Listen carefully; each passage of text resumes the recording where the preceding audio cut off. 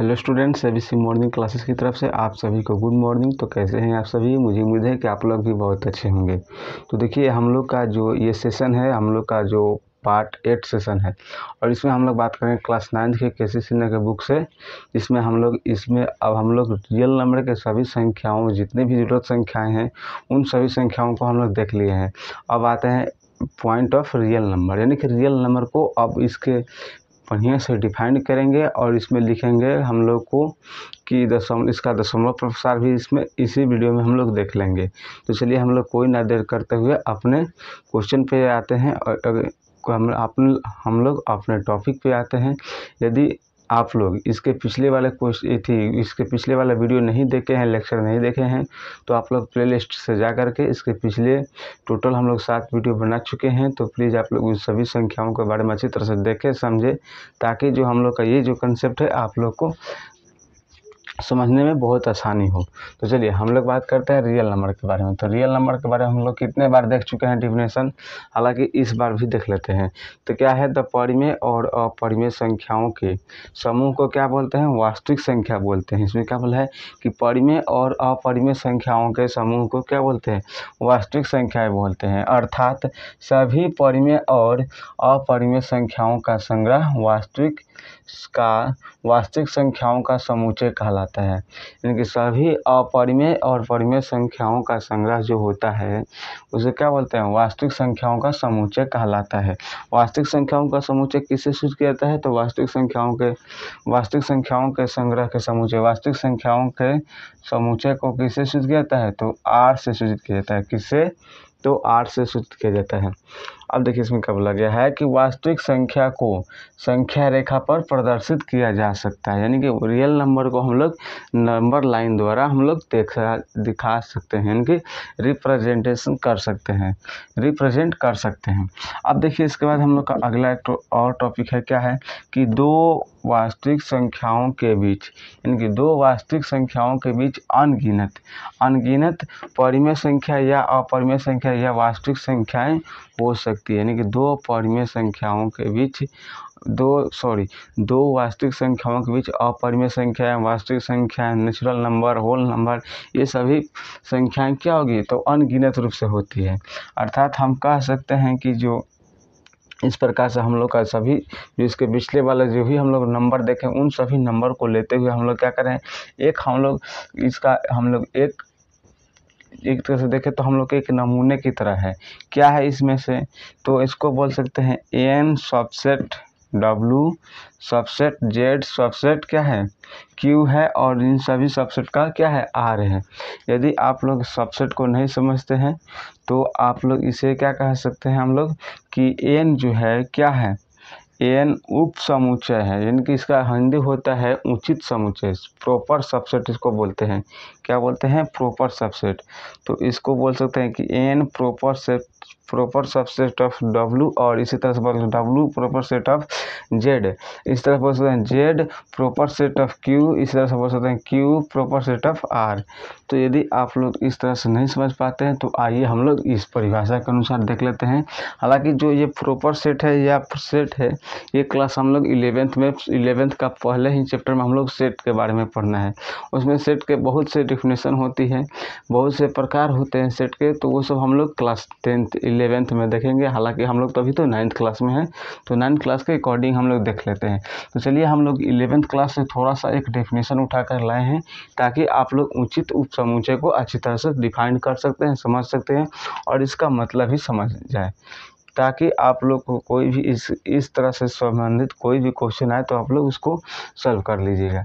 तो देखिए इसमें क्या बोला है कि कोई भी समुच्चय उचित समुच्चय कहलाता है। कोई भी समुच्चय उचित समुच्चय तब कहलाता है जब ए का प्रत्येक अवयव, यानी क्या बोलता है, ए का प्रत्येक अवयव बी में हो, यानी कि ए का टोटल अवयव बी में मौजूद हो, और बी में कम से कम एक ऐसा अवयव हो जो ए में ना हो। यानी कि ए में जितना अवयव होगा वो बी सेट में होना चाहिए। जैसे देख लीजिए, माना कि हम लोग यहाँ मानते हैं, माना कि ए बराबर हम लोग का एक संख्या ले लेते हैं, नेचुरल नंबर की तरह से मान लेते हैं। तो 1 2 3 4 5 6 और एक बी हम लोग का सेट है, यहाँ पे 1 है, 2 है, 3 है, 4 है, 5 है, 6 है, 7 है, 8 है। तो देखिए एक या एक से अधिक, इसमें ये भी कह सकते हैं कि एक या एक से अधिक, मतलब कि सेट बी में एक या एक से अधिक अवयव ऐसे हो जो सेट ए में ना हो, तब इस प्रकार के हम लोग अवयव क्या कहते हैं, ए प्रॉपर सबसेट, ए प्रॉपर सबसेट बोल सकते हैं, ऑफ बी भी बोल सकते हैं इस तरह से। तो क्या बोला कि बी में कम से कम एक ऐसा अवयव हो जो ए में नहीं हो। तो देखिए बी में जो अवयव है ये 7 और 8 क्या इसमें है, तो यहाँ पे क्या है, 1 है तो 1 है, 2 है तो 2 है, 3 है 3 है, 4 है तो 4 है, 5 है तो 5 है, 6 है तो 6 है, लेकिन 7 और 8 इसमें नहीं है, लेकिन इसमें बी में है। तो यही ना बात बोला है कि बी में कम से कम एक ऐसा अवयव, कम से कम एक अवयव ऐसा हो जो ए का अवयव ना हो, नहीं हो, तब इस तथ्य को हम ए सबसेट, यानी कि a subset of a proper set B द्वारा व्यक्त किया जा सकता है। तो अतः हम लोग कह सकते हैं इसको कि ए प्रॉपर सेट है बी का। क्यों है, जो ए का टोटल एलिमेंट बी में है लेकिन बी का टोटल एलिमेंट ए में नहीं है, यानी कि जो ये नंबर होगा ये इससे बड़ा होगा, यानी कि ए से बड़ा होगा। तो अर्थात इसे हम लोग कह सकते हैं कि ये हम लोग क्या है, प्रॉपर सेट है, इस तरह से हम लोग बोल सकते हैं। तो इसे क्या कहते हैं, तो ये जो इस तथ्य को ए प्रॉपर सेट ऑफ बी द्वारा व्यक्त किया जाता है और इसे ए का उचित समुच्चय ए, और इसे ए जो है बी का उचित समुच्चय कहलाता है। क्या है, ए जो है किसका उचित समुच्चय है, तो बी का उचित समुच्चय है। इसी प्रकार से एक और देख सकते हैं, जैसे कि मान लीजिए हम लोग एन बराबर है, क्या होता है, 1 2 3 4 5 ऐसे करते हुए हम लोग इन्फिनिटी की तरफ ले सकते हैं। और इसे हम लोग मानते हैं एन बराबर क्या था, नेचुरल नंबर, और एक कहते हैं डब्ल्यू बराबर यानी कि होल नंबर। तो होल नंबर कहाँ से शुरू होता है, तो 0 से, 0 1 2 3 4 5 ऐसे ऐसे करते हुए चले जाएंगे हम लोग कहाँ तक, इन्फिनिटी तक। तो ऐसे इसको कह सकते हैं जो एन है सबसेट है किसके, डब्ल्यू के। अब क्यों सबसेट है, तो देखिए एन में जितनी भी संख्याएं हैं वो तो संख्या इसके आगे हम लोग का पूरा वही है, और लेकिन इसमें क्या है, 0 एक ऐसा अवयव है जो n में नहीं है। तो इसलिए हम लोग बोल सकते हैं कि n जो है प्रॉपर सबसेट है किसका, तो ऑफ w का। तो इसी प्रकार से हम लोग बोल सकते हैं जो नेचुरल नंबर है, नेचुरल नंबर को हम लोग क्या बोल सकते हैं, हम लोग ये बोल सकते हैं कि नेचुरल नंबर जो होता है, माने कि इसको हम लोग बोल सकते हैं रियल नंबर, यानी कि नेचुरल नंबर को हम लोग होल नंबर, नेचुरल नंबर को हम लोग क्या कर सकते हैं, होल नंबर, यानी कि नेचुरल नंबर को हम लोग होल नंबर बना सकते हैं, लेकिन होल नंबर को नेचुरल नंबर नहीं बनाया जा सकता, यानी कि नेचुरल नंबर से होल नंबर में परिवर्तित किया जा सकता है, और होल नंबर से इसको हम लोग इंटीजर में परिवर्तित किया जा सकता है, और इंटीजर से हम लोग का क्या, यानी कि परिमेय संख्या में परिवर्तित किया जाता है, और परिमेय संख्या से हम लोग रियल नंबर में परिवर्तित किया जा सकता, मतलब कि इसको कन्वर्ट किया जा सकता है। तो यही बात बोला गया, इसमें जो है सबसेट है, इस तरह से लिख सकते हैं। या तो इसके अलावा फिर एक और ले लेते हैं, इसके अलावा क्या है, तो हम लोग यहाँ पर ले लेते हैं W और Z के बीच।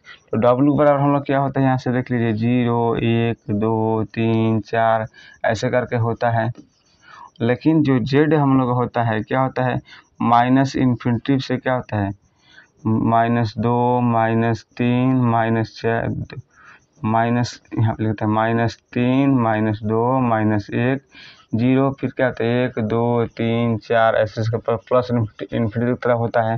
तो हम लोग क्या से, तो 0 से लेकर प्लस इन्फिनिटी तक यहाँ ये वाला मान है, W का मान है, लेकिन इसके अलावा क्या है हम लोग का इतना सारा, मतलब कि ये हम लोग का निगेटिव जो हम लोग का इंटीजर होता है वो इसके अलावा मतलब कि अधिक है। इसलिए बोल सकते हैं W जो है प्रॉपर सबसेट है किसके, तो Z के। इस तरह से हम लोग बोल सकते हैं। तो इसी प्रकार से हम लोग परिमेय संख्या को देख सकते हैं और रेशनल नंबर को भी देख सकते हैं। तो यदि आप लोग को ये कंसेप्ट बहुत अच्छे से समझ में आ गया हो तो इसे अपने नोटबुक में अच्छी तरह से नोट कीजिए। उसके बाद अब हम लोग देखेंगे वास्तविक संख्या का दशमलव प्रसार। तो चलिए स्टूडेंट, अब हम लोग देखते हैं परिमेय संख्या का दशमलव निरूपण। देखिए, परिमेय संख्या का दशमलव निरूपण हम लोग देखते हैं। इसमें क्या बोला गया है कि प्रत्येक परिमेय संख्या का दशमलव प्रसार, यानी कि प्रत्येक परिमेय संख्या का दशमलव जो प्रसार होता है या तो शांत आवर्ती होता है या तो अशांत आवर्ती होता है। हालांकि क्या होता है, रिपीटिंग तो जरूर होता है, या तो शांत हो या तो अशांत हो, यानी वही होता है, मतलब कि आवर्ती तो होगा। तो यही बात बोल रहा है कि प्रत्येक परिमेय संख्या का दशमलव प्रसार या तो शांत हो या तो अशांत आवर्ती होता है। यही ना बोला गया है कि प्रत्येक परिमेय संख्या का दशमलव प्रसार या तो शांत यानी कि अवसानी आवर्ती होता है या तो अशांत अनवसानी आवर्ती होता है, न कि अनावर्ती। आवर्ती इसमें बोला गया है और इसमें भी आवर्ती बोला गया है। तो यही बात बोला गया, इसमें यही मेन मुख्य इम्पोर्टेंट चीज़ है कि आवर्ती है कि अनावर्ती है। आवर्ती है तो परिमेय संख्या है, अनावर्ती हो जाता है अपरिमेय संख्या है। तो देखिए, तो इस प्रकार से हम लोग का हो गया। आवर्ती होता है जिस परिमेय संख्या का दशमलव प्रसार शांत या अशांत होता है वह परिमेय संख्या होता है, यानी कि जिस परिमेय संख्या का दशमलव प्रसार शांत या अशांत होता है उसे परिमेय संख्या कहते हैं। अब क्या बात बोला गया है कि माना P तथा P/Q एक परिमेय संख्या है तथा P और Q क्या है, एक पूर्णांक है, तो Q बराबर नॉट इक्वल टू 0 होगा। तो इस प्रकार से हम लोग क्या कहेंगे, तो एक परिमेय संख्या होगी। अब देखिए जरा इसको देख लेते हैं एग्जाम्पल में परिमेय संख्या को। जैसे लिखते हैं 3/5, एक नंबर क्या है 3/5। तो 3/5 को हम लोग क्या करेंगे, यहाँ पे दशमलव प्रसार क्या हो जाएगा, हम लोग को यहाँ पे होगा भाग देंगे 3 में 5 से, तो कितना हो जाएगा, 5 से तो कटेगा नहीं, तो यहाँ पर लिखेंगे 0 तो हो जाएगा 3, तो कितना हो जाएगा 5 छके 30 हो जाएगा। तो हम लोग का इसका जो दशमलव प्रसार है क्या हुआ, कट गया, यानी कि कितना हो जाएगा हम लोग का 0.6। तो क्या हो जाएगा हम लोग का शांत हो जाएगा, शांत दशमलव हो जाएगा। उसी प्रकार से हम लोग अगला क्वेश्चन देखेंगे 2 नंबर में। 2 नंबर अगर लिख देंगे तो हम लोग 19/8 लिख देते हैं। तो क्या करेंगे हम लोग 19 में 8 से डिवाइड करके देखेंगे। 19 में 8 से डिवाइड करेंगे कितना हो जाएगा, 8 दूना का 16 हो जाएगा। फिर कितना हो जाएगा 3 हो जाएगा, दशमलव लगाएंगे 3 हो जाएगा। 8 का कितना हो जाएगा 24 हो जाएगा। फिर यहाँ हो जाएगा 6 60 हो जाएगा।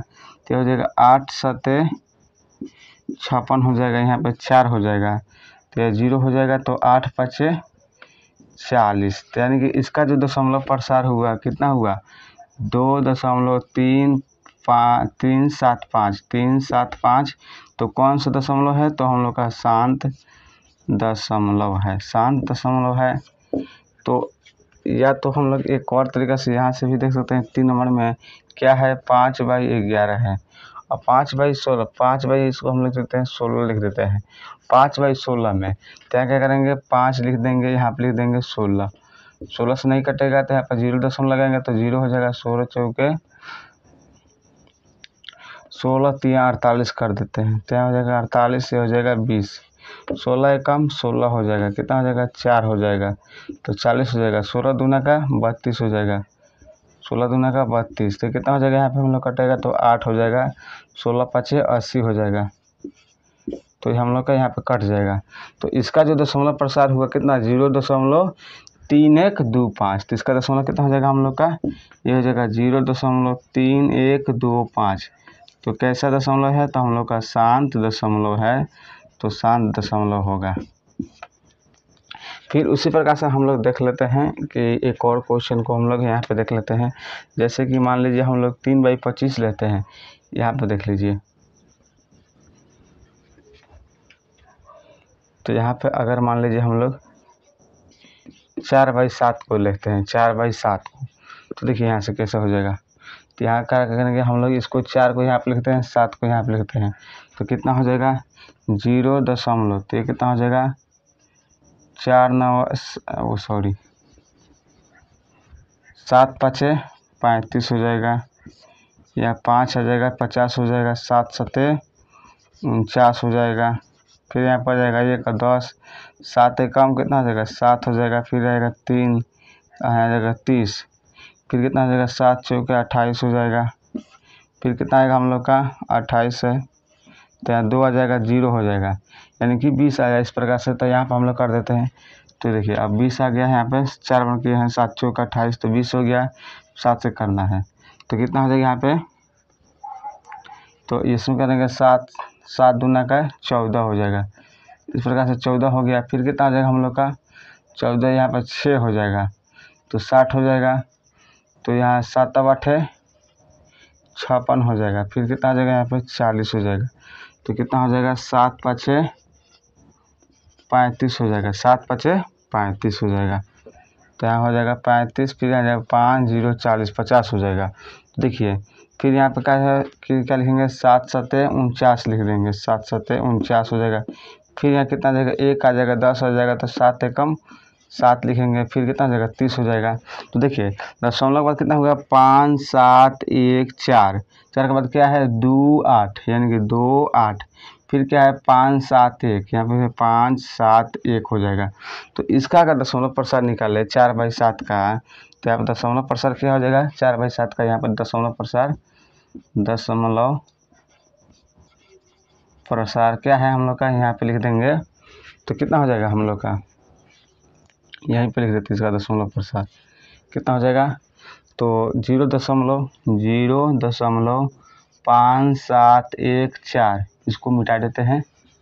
5 7 1 4 5 7 1 4 2 8 5 7 1 2 8 5 7 1। तो देखिए 5 7 1 4 2 8, यहाँ तक हो जाएगा। 5 7 1 4 2 8, फिर क्या है 5 7 1 4, फिर ऐसे ही आ जाएगा। देखिए यहाँ पे करेंगे 7 चौके 28 हो जाएगा। फिर यहाँ 2 आ जाएगा 20 हो जाएगा। फिर कर देंगे 7 दूना का 14, तो यहीं पर हो जाएगा 4 1 4 2, फिर हो जाएगा 8। फिर क्या आ जाएगा 5 7 1 4 2 8, ऐसे ही करके हम लोग का यहाँ से यहाँ तक ऐसे ही करके आता रहेगा। तो इस ऐसे क्वेश्चन को हम लोग क्या लिखते हैं, तो यहाँ पे लिख देते हैं 0.571428 के ऊपर एक रेखरिंग लगा देते हैं कि यहीं इसके बाद जो हम लोग का होगा तो आवर्ती होते रहेगा। तो इस प्रकार से हम लोग इसका दशमलव निरूपण करते हैं।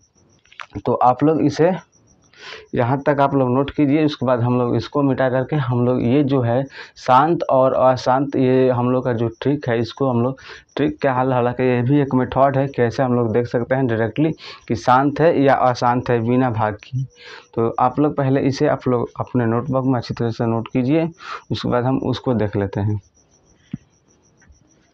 तो आप लोग फटाफट इन सभी क्वेश्चनों को आप नोट कर लिए होंगे। तो चलिए अब हम लोग देखते हैं यहाँ पे क्या बोला गया है। देखिए कि शांत प्रसार कब होगा, तो यदि किसी परिमेय संख्या का हर 2 के पावर में m गुने 5 के पावर n के रूप में हो, जहाँ m और n क्या है एक पूर्णांक हो, तो क्या होगा हम लोग का शांत प्रसार होगा।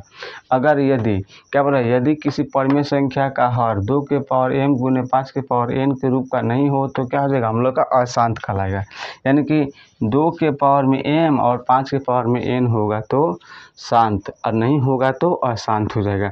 तो देखिए हम लोग कितना है, पहले हम लोग लिखे थे यहाँ पे क्वेश्चन में क्या लिखे थे हम लोग का था 3/5 था, तो आप लिख देंगे 3/5।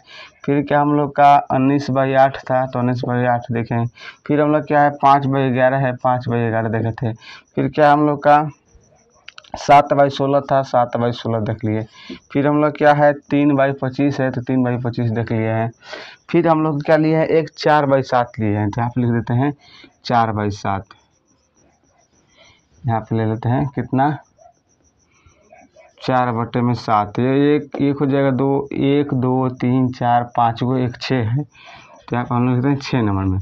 तो देखिए पहले हम लोग 1 नंबर के लिए रहते हैं क्या है 3/5 है, तो यहाँ क्या लिखेंगे 3/5 के पावर 1 गुने क्या लिखेंगे 2 के पावर में लिखना है ना, तो 2 के पावर में कुछ नहीं होता है, 0 लिखेंगे। किसी के पावर में 0 का मान कितना होता है, 1 होता है।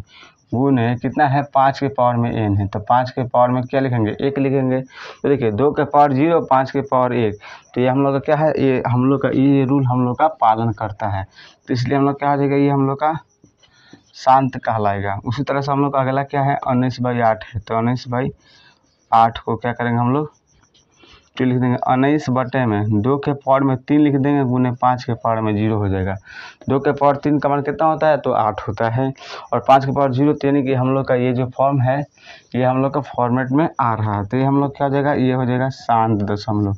देखिए 19/8 को हम लोग सॉल्व किए थे, यहाँ पे 19/8 को देखिए यहाँ पे शांत दशमलव आया था। तो इस प्रकार से हम लोग बहुत जल्दी से देख सकते हैं कि शांत है या अशांत है बिना भाग द्वारा देख करके। अब देखिए फिर हम लोग क्या है, 5/11 है, यहाँ पर देख लीजिए 5/11 है, तो यहाँ क्या करेंगे, 5 यहाँ 5 का 5 लिख देंगे। और देखिए 11 जो है, 11 क्या है, एक अभाज्य संख्या है, और अभाज्य संख्या को हम लोग इस रूप में हम लोग कभी नहीं लिखा जा सकता है, तो ये जो हम लोग का है ये हम लोग का हो जाएगा अशांत हो जाएगा, अशांत हो जाएगा 5/11। उसी तरह से हम लोग का 7/16 है, यानी कि 7/16 है, 7/16 है, तो हम लिखें 2 के पावर 3 का मतलब कितना हुआ, 8 हुआ है, तो यहाँ पे लिख देंगे 7/2 के पावर में कितना हो जाएगा, 4 गुने 5 के पावर 0, तो ये हम लोग का हो जाएगा शांत दशमलव हो जाएगा। फिर उसी प्रकार से देखिए हम लोग का 7/16 हो गया, 3/25 है, 3/25 है, तो देखिए इसको हम लोग क्या लिखेंगे, 3 बटे में क्या हो जाएगा हम लोग का 2 के पावर में 0 गुने 5 के पावर में 2 लिख सकते हैं, यानी कि 5 के स्क्वायर करेंगे तो हम लोग का 25 हो जाएगा। तो इस प्रकार से हम लोग क्या हो जाएगा, ये हम लोग का जो होगा दशमलव % इसका शांत होगा। फिर अब देखिए हम लोग का लास्ट क्वेश्चन जो हम लोग का बचा है कितना है, 7/4 है, 4/7 है, तो 4/7, ये भी एक अभाज्य संख्या है, तो या तो ये 7 से कटती है या तो 1 से कटती है, यहाँ पे देख लीजिए। और 7 के रूप में नहीं लिखना है, जब भी लिखना है तो 2 और 5 के पावर में ही लिखना होगा, तो हम लोग का इसका भी नहीं लिखा पाएगा, तो हम लोग का हो जाएगा अशांत हो जाएगा, अशांत दशमलव हो जाएगा, दशमलव हो जाएगा। तो इस प्रकार से हम लोग इसके अगले एक्सरसाइज 1.2 में हम लोग का देखिए हम लोग क्लास 9th में बात करें, तो इसका हम लोग जो एक्सरसाइज होगा 1.1 इस प्रकार से हम लोग क्वेश्चन को हम लोग हल करते हुए चलेंगे। तो हम लोग का जो आज से हम लोग का जो थ्योरी था वो हम लोग का परिपूर्ण रूप से हम लोग पूरे अच्छे ढंग से हम लोग समाप्त कर दिए हैं। तो अब हम लोग का अगले क्लास से हम लोग चलेंगे एक्सरसाइज 1.1 का एक जो हम लोग का हो जाएगा क्वेश्चन हो जाएगा, और इसमें एक्सरसाइज हम लोग चालू कर देंगे। तो प्लीज़ आप लोग यदि आप लोग को देखिए, यदि आप लोग को ये क्वेश्चन या ये सभी कंसेप्ट आप लोग को समझ में आता है तो अपने नोटबुक में अच्छी तरह से नोट कीजिए और समझते रहिए। तब तक हम लोग आएंगे अगले वीडियो में हम लोग एक एक्सरसाइज के साथ।